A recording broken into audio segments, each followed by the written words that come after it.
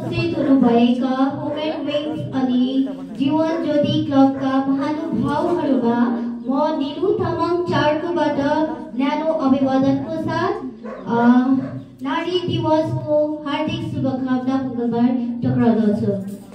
World women's day हामी प्रत्येक 8 मार्चको दिन भव्य रूपमा मनाइने गर्छौं। नारीलाई इज्जत दिनुपर्छ, सम्मान गर्नुपर्छ भन्दै प्रत्येक नारी दिवसमा नारा लगाइरहे तापनि एउटा नारी सुरक्षित छैनन्।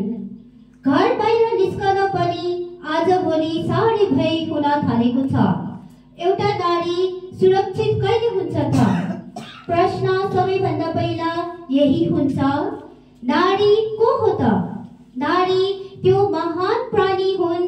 नारी छ त घर परिवार समाज इष्टमित्र सब थोक हुन्छ। संसारको जननी मानिएको छ एउटा नारी।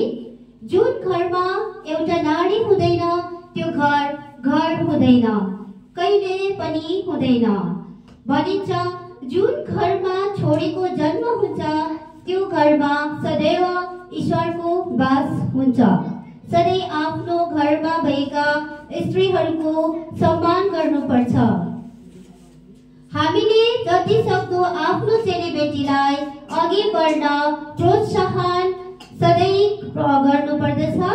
उनीहरू कुन समस्यामा छिन्, कुन कुराले सताउने गर्छ भन्ने कुरा बुझ्नको लागि प्रत्येक अभिभावक सर्वप्रथम त एउटा मित्र बनेर अघि बढाउन उनीहरूलाई साथ दिनुपर्नेछ। विशेष गरी यी कुराको पालन गर्नुपर्छ।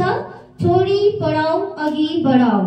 घरको 4 दिशामा मात्र स्वतन्त्रता नदिएर प्रत्येक कुरालाई होडबाजीमै सम्मति दिनुपर्छ।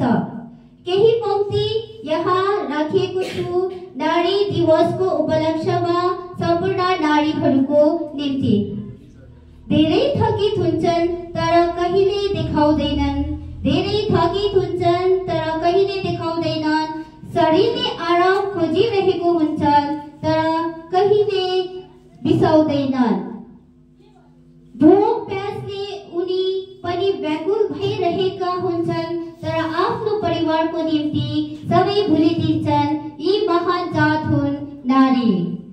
तिमी नारी हौ, तिमी यति काबिल बन्नुपर्छ कि तिमीलाई कसैले पनि हेप्न नसकोस्।